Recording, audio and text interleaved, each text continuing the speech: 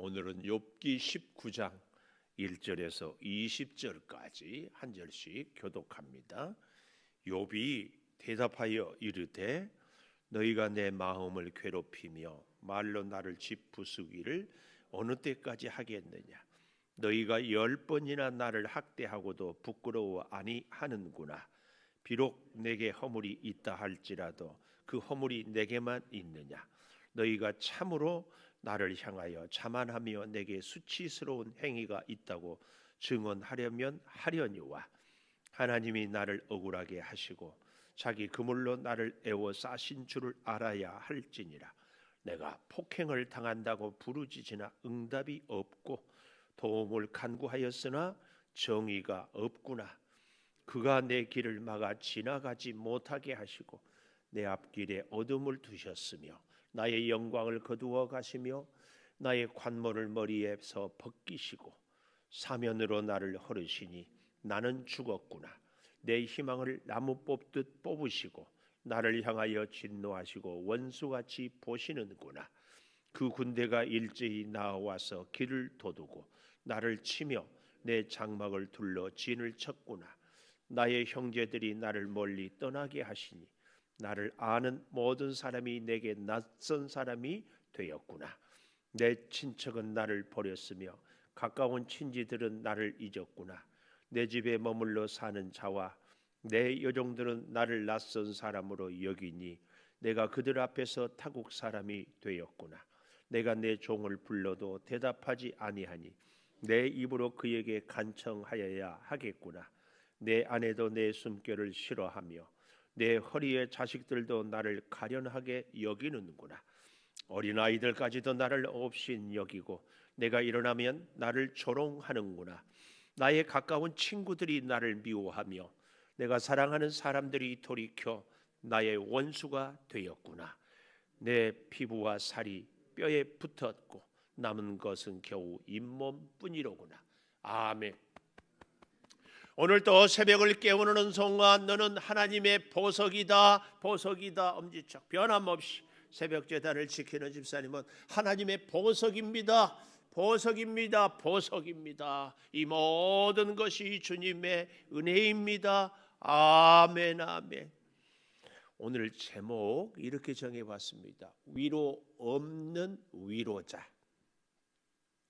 위로 없는 위로자. 위로하러 왔던 욥의 친구들이 욥을 이제는 위로하는 것이 아니라 오히려 정죄하고 오히려 판단하고 오히려 아픔을 주는 이런 모습으로 바뀌어 버린 것을 볼 수 있습니다. 욥이 이제 이 빌닷의 얘기를 쭉 듣지 않았습니까? 뭐 한마디로 욥의 세 친구들은요, 네가 오늘 고난 당하는 것은 너의 죄뿐이다. 죄 때문이다. 여기 서 있는 목사나 신앙생활을 오래 한 우리들이 참 조심해야 될 것이 욥기를 통하여 얻은 교훈이 고난 당한 사람들을 보면서 틀림없이 믿음 생활을 제대로 하지 않아서 저는 고난을 당한다. 이런 생각을 내려놓자. 그거 아니겠어요? 오늘 그래서 그 첫째로 보십시오. 허물이 내게만 있느냐. 4절 마지막에 그 허물이 내게만 있느냐. 4절 잘 보십시오. 비록 내게 허물이 있다 할지라도 그 허물이 내게만 있느냐. 욥을 향하여서 허물이 죄가 있기 때문에 네가 고난 당하고 한다고. 그래. 욥이 지금 하는 얘기예요. 친구들 향하여. 좋다. 너희들 말대로 내가 허물이 있다. 내가 죄가 있다. 그런데 그 죄는 나만 있고 너희들은 없느냐. 그 얘기입니다. 그렇죠? 그래서요. 우리가 참 욥기를 공부하면서 다시 깨닫는 것이 바로 그런 모습들이 허물이 내게만 있느냐. 내가 고난 당하는 것이 내 죄 때문이라면 너는 죄 없느냐. 그래서 우리가 흔히 그런 얘기하지요. 교도소에 있는 분들은 들킨 죄인, 교도소에 안 간 분들은 안 들킨 죄인. 우리가 신앙생활을 하면서 정말 조심해야 될 것이 뭔가 일이 있고 아픔이 있으면은 저렇게 된 것은 다 이유가 있다. 그러면서 그 고난의 원인이 그 사람의 잘못된 신앙생활, 이렇게 판단하고 말하고 정죄를 너무 쉽게 해버려요. 너무 쉽게. 예를 들면 신앙생활은 열심히 하지 않다든지 혹은 자기 고집대로 한다든지 그러면 결과가, 그러면은 그 얘기는 동의는 한데, 그런데 오늘 고난 당하고 있지 않는 나는 그러면 신앙생활을 제대로 하고 있느냐, 그 얘기입니다. 누가복음 우리 13장 4절 한번 찾아볼까요?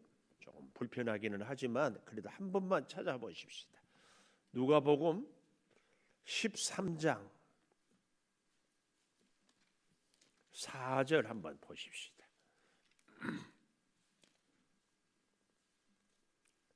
누가복음 13장, 실로암에서 망대가 무너져 치여 죽은 18사람이 예루살렘에 거한 다른 모든 사람보다 죄가 더 있는 줄 아느냐, 이렇게 얘기합니다. 실로암에 망대가 갑자기 무너져 가지고 어떻게 했어요? 18명이 죽었어요. 근데 예수님이 그 사건을 얘기하면서 예루살렘에 사고가 나서 죽지 않은 사람들보다 죄가 더 있는 줄 아느냐? 그렇지 않다, 그 말이. 그렇지 않다. 우리 예수님도 이런 가르침을 주셨어요. 그러므로 여러분, 우리가 욥기를 공부하고 나서 적어도 이 생각을 끊임없이 내려놓아야 돼요. 내가 오늘 이렇게 사는 것은 내가 믿음이 좋아서고, 저 사람이 저렇게 고난을 당하는 것은 믿음이 안 좋아서다. 이런 생각을 우리가 적어도 욥기를 공부하면, 물론 제가 계속 말씀드립니다마는 우리의 신앙생활이 그렇다고 해가지고 나를 돌아보고 내가 회개하는 일을 소홀히 하자는 얘기는 추호도 아닙니다. 적어도 우리는 내 자신에 대해서는 늘 나를 돌아보고 또 회개하지만 다른 사람에 대해서는 우리는 위로자가 되고 중보자가 돼야지, 우리가 판단자가 되고 우리가 해석자가 되어서는 안 됩니다. 저 사람이 저렇게 사는 것은 저럴 수밖에 없다고 하는 이런 생각들 절대 가져서는 안 됩니다. 우리는 욥의 친구들이 욥을 찾아와서 위로자로 왔건만 그를 정죄하는 사람이 돼버리는 이런 실수를 해서는 안 된다, 그 얘기입니다. 그래서 여러분 한번 생각해 보십시오. 하나님은 오늘 우리의 인생에 아주 잘 되게 하는 역사도 있고 은혜도 있지만, 하나님께서는 때로는 잘 되지 않게 하시기도 하더라, 그 말씀이에요. 자, 우리가 한번 잘 보십시다.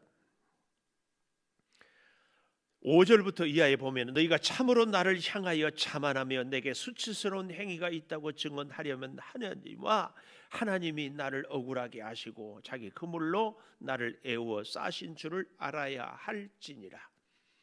내가 이렇게 고난 당하는 것은 내가 허물 없다고는 얘기하지 않지만 하나님이 나를 이렇게 애워 쌌다, 이걸 알아야 된다. 좀 더 정확하게 보면은요, 이 욥의 고난이 어디서 시작되었어요? 우리가 1장에서 하나님께서 이 많은 천사들을 불러 모았는데 그 중에 사단도 있어가지고 욥을 얘기하잖아요. 그러니까 사단이 하는 얘기가 하나님이 욥을 돌보시고 복을 주셨기 때문이지 재앙을 내리면 결코 그럴 수 없습니다. 그래서 시작된 얘기 아닙니까? 여러분, 우리도요, 이 하나님에 대하여서 오해를 하지 않았으면 합니다. 우리는 늘 하나님은 좋으신 하나님, 하나님은 사랑의 하나님, 하나님은 내 기도를 들어주시고, 하나님은 내 질병을 치료해 주시고, 하나님은 내 아픔을 고쳐주시고, 하나님은 내 소원을 들어주시고, 하나님은 늘 나와 함께 하시는 하나님. 그렇죠? 우리는 늘 그렇게 생각해요. 그래서 하나님은 언제든지 좋은 것 주시고 언제든지 내 소원 이루어 주시고, 그 하나님이 내 소원을 들어주지 않는다. 그 하나님이 내 기도를 들어주지 않는다. 이것은 우리가 하나님을 용납하지 않아요. 용납할 수 없어요. 이 하나님에 대한 우리의 이 오해 때문에 신앙생활이 많이 갈등이 생깁니다. 하나님은 우리의 기도를 들어주시기도 하지만 하나님은 우리의 가는 길을 막기도 하시고 하나님은 우리의 소원을 이루어 주시기도 하지만 하나님은 우리의 소원을 깨기도 하시는 하나님인 것을 이걸 알아야 됩니다. 왜 그런가? 7절을 우리 다시 잘 보십시다. 내가 폭행을 당한다고 부르짖으나 응답이 없고 도움을 간구하였으나 정의가 없구나. 욥의 일관된 주장 중에 하나가 하나님이 나를 욥을 괴롭게 하고 하나님이 나를 힘들게 했어요. 그러나 욥은 뭐라고 그래요? 7절 내가 폭행을 당한다고 부르짖으나 부르짖어. 그러니까 그런 말씀을 드렸잖아요. 하나님이 심판자인데 동시에 중보자가 되어 주셔야 돼요. 오늘 하나님이 욥을 폭행하지만 하나님이 그 폭행을 당한 욥이 그래도 기도할 대상은 하나님밖에 없다. 이게 우리의 진정한 믿음입니다. 정말 잘 이 7절을 우리가 좀 깊이 묵상하기를 축복합니다. 사람 관계도 그러잖아요. 종종 어린 자녀들이 부모한테 회초리 맞고 뭐 엄마 미워 뭐 미워 그러잖아요. 그래도 그 아이가 살 수 있는 길은요 엄마 품에 안기고 엄마 품을 찾는 길밖에 없어요. 엄마 밉다고 떠난다 아니에요. 심지어는 잘 생각해 보면 그 어린아이는 그 회초리를 통하여서 바른 생활 태도와 바른 생각과 해서는 안 될 일들에 대해서는 금하게 되는 성숙하고 건강한 인격과 체력을 갖추게 됩니다. 우리가 흔히 그러지요. 애들이 하고 싶은 대로 다 하게 해주면 버릇이 없어진다고. 그리고 인생을 세상을 살아갈 때에 다른 사람과 함께 어울려서 살아갈 수가 없어요. 자기 하고 싶은 대로만 키워놓으면은 친구들을 만나도 사회생활을 할 때에도 자기 하고 싶은 대로 안 되면은 뭐 깽판을 친다든지 혹은 다른 사람들에게 피해를 준다든지 어떻게 할 수가 있겠어요? 안 돼요. 하나님 앞에서요. 하나님이 내 기도를 내가 부르짖을 때마다 들어주시는 하나님. 그 하나님은 우리의 인생을 망치는 하나님입니다. 하나님은요 우리의 소원과 기도를 들어주시기도 하지만 더 중요한 것은 우리의 소원과 우리의 기도의 부르짖음보다 더 중요한 것이 있어요. 그게 뭐예요? 우리 자신이에요. 하나님은 내가 원하는 그 무엇, 예를 들어서 돈이다, 명예다, 건강이다, 뭐 가정이다, 이것보다 더 하나님이 귀하게 보시는 것이 우리 자신이에요. 돈 많고 하나님 떠난 사람이 아니라 가난해도 하나님 앞에 오는 사람을 하나님은 더 귀하게 여겨요. 그래서요 우리의 소원을 이루어 주는 것보다 우리 자신의 성품과 믿음과 인격을 하나님은 더 귀하게 보시기 때문에 기도를 들어주시기도 하지만 기도를 거절하시기도 하시는 하나님. 이 하나님을 우리는 꼭 알아야 됩니다.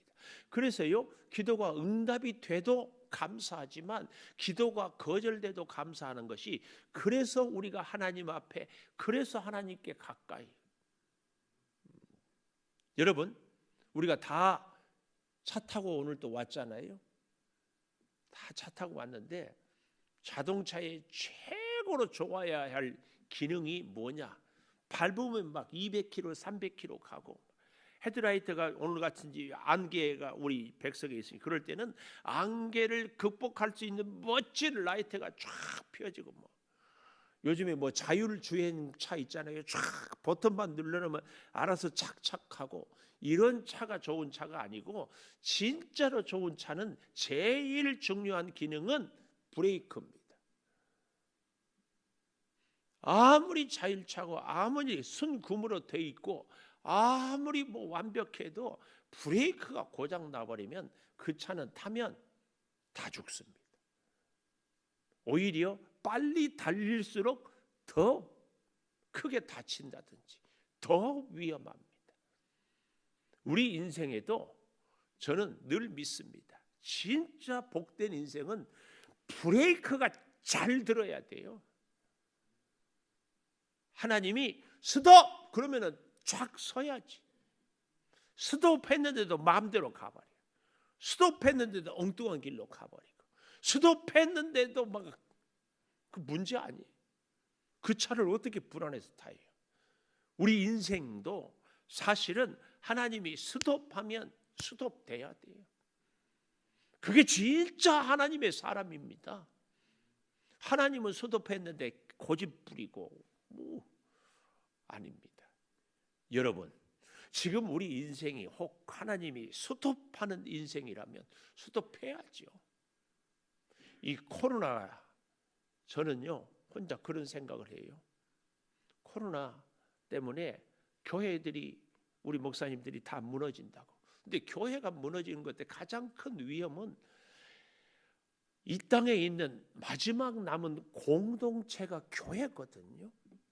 공동체가 뭐예요? 함께 어울려서 힘이 없을 때 힘을 돋아주고 어려울 때 서로 위로하고, 이게 공동체 아니에요. 근데 공동체를 저는 늘 시냇가의 조약돌로 비유합니다. 조약돌에 물이 내리고 졸졸졸 흐르고 또 홍수도 나고 하면서 돌끼리 부딪히고 깨지고 막 그러잖아요. 이제 그런 수십 년, 아니 수백 년을 통하여서 그 모난 돌들이, 사람 발만 막 상처 나고 했던 돌들이 조약돌처럼 맨질맨질 동글동글 되어지는 거예요. 하나님이 우리 교회를 통하여서 이 공동체성을 늘 지키라고 하는 것은 이것입니다. 우리가 영상 앞에서 예배를 드리는 것도 중요하지요. 그렇게 할 수 있는 것도 감사하지요. 우리 조준길 장로님이 지금도 아마 볼 거예요. 경기도 광주에 있어도 우리 교회 모든 예배를 참여하고, 어쩌다 한번 영상 방송이 안 되면 바로 전화 와요. 목사님, 오늘 영상이 안 됩니다. 그렇게, 그것도 참 귀합니다. 그러나 또 더 중요한 것은 교회의 공동체성을 잃어버려서는 안 돼요. 이게 뭐예요? 서로 부딪히면서 서로의 인격이 다듬어지는 거예요.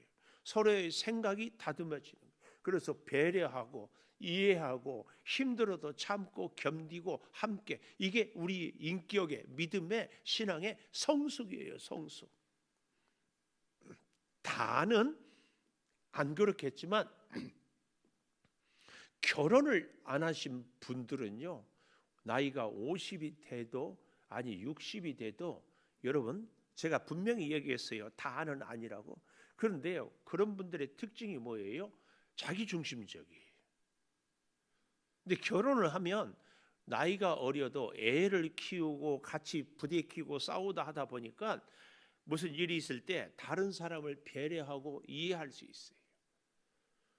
최고의 인격이 예수 그리스도의 인격이라면 그 인격은 죄인들을 끝까지 사랑한 배려에 있지 않겠습니까? 우리가 신앙훈련, 공동체 훈련, 교회 생활에 궁극적인 예수님을 닮아가는 것이 우리 신앙생활의 목표라면, 이것은 우리가 함께 어우르고 부딪히면서 점점.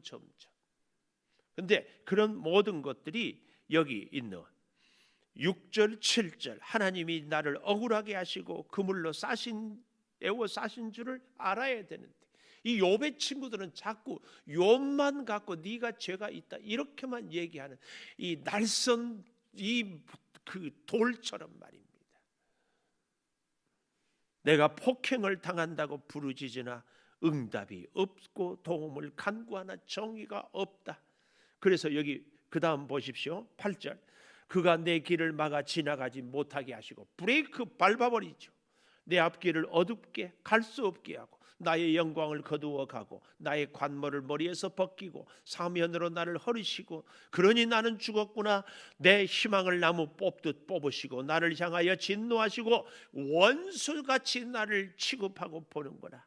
하나님의 군대가 일제히 나와서 길을 덮고 나를 치며 내 장막을 둘러 진을 쳤구나. 거기다가 내 이웃들은 보십시오. 13절, 형제들이 나를 멀리 떠나고 나를 아는 사람들이 낯선 사람이 되었고 내 친척은 나를 버렸고 친질은 나를 잊었고 여종은 나를 낯선 사람으로 그래서 타국 사람이 되어버리고 내 종은 불러도 대답하지 아니하고 아내도 내 숨결을 싫어하고 허리에 자식들도 나를 가련하게 여기고 어린 아이들까지도 없인 여기고 조롱하고 가까운 친구들은 미워하고 사랑하는 사람은 원수가 되었으니 피부와 살이 뼈에 붙어 남은 것이 겨우 잇몸뿐이구나. 이 처절한 욥의 고통, 욥의 절망, 하나님이 브레이크를 꽉 밟아서 꼼짝할 수 없습니다.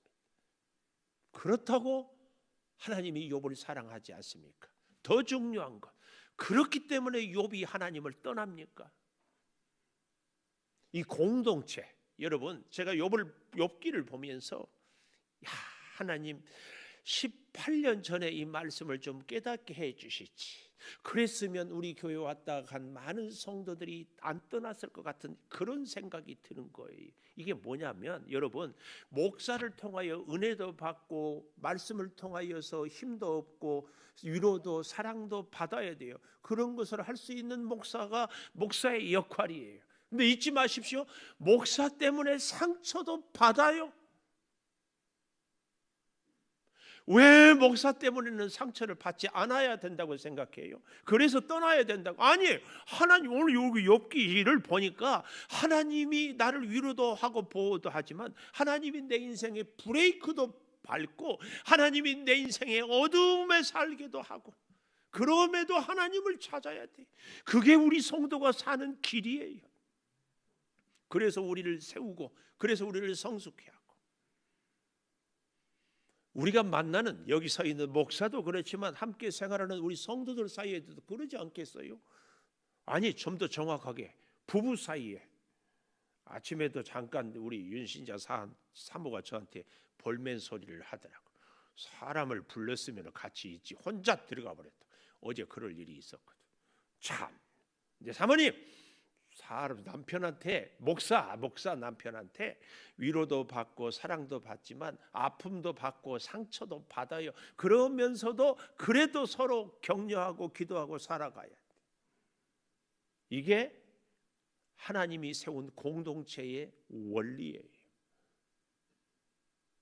나는 내 스타일 아니니까, 코드가 안 맞으니까 안 만난다, 안 만나면 되지. 아니에요. 그래도 만나고 그래도 사랑하고 그래도 함께하고 그래도 위로받고 위로주고 그렇게 살아야 돼요. 그렇게. 이게 교회 생활입니다. 이게 신앙생활, 이게 하나님과 우리와의 관계예요.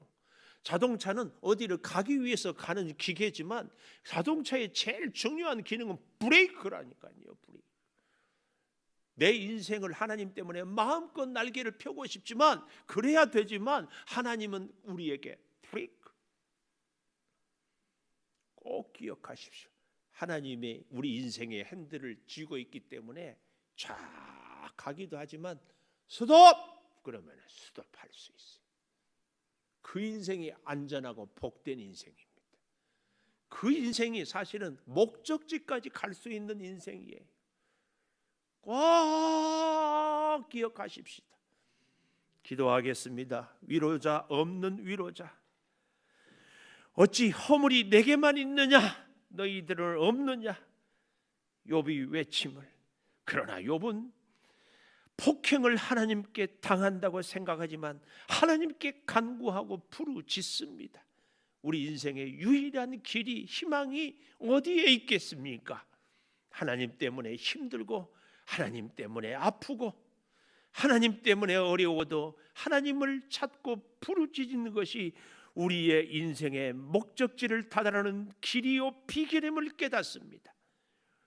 부부관계가, 부모와 자녀가 관계가, 성도들과의 관계가 아픔도 섭섭함도 서운함도 있지만 그래도 또 하나님은 그 사람을 통하여 위로와 힘을 주는 하나님의 공동체를 함께 세워가라고 하는 이 사실을 꼭 기억하게 하여 주시옵소서. 아버지, 사랑하는 우리 성도들이 주의 종 때문에 힘들고 어려운 날들이 있었습니다. 또한 위로와 힘을 얻은 날도 있었습니다. 그 모든 것이 하나님의 인도하심에 있음을 잊지 않게 도와주시고, 아버지, 특별히 하나님과 우리가 살아갈 때에 인생의 브레이크가 걸릴 때 나는 급하고 나는 가고 싶고 나는 뭔가를 어서 해야 된다고 생각 앞에 불안하고 초조하고 염려할 것이 아니라 멈추어 서서 기다릴 수 있는 믿음의 여유를 허락하여 주시옵소서. 사랑하는 우리의 자녀들이 이 하나님을 알고 깨닫고 만나는 신령한 은혜가 있게 하여 주시옵소서. 오늘 하루도 직장으로, 사업장으로, 가정으로 이 사람 저 사람 만나고 이 일 저 일을 할 때마다 하나님 붙잡아 주시고 동행하여 주시되 하나님의 선하고 복된 뜻으로 인도하여 주시옵소서. 지금은 우리 주 예수 그리스도의 은혜와 아버지 하나님의 무한하신 사랑과 성령의 감화 감동하심이 영원토록 함께 하시옵기를 간절히 축원하옵나이다. 아멘.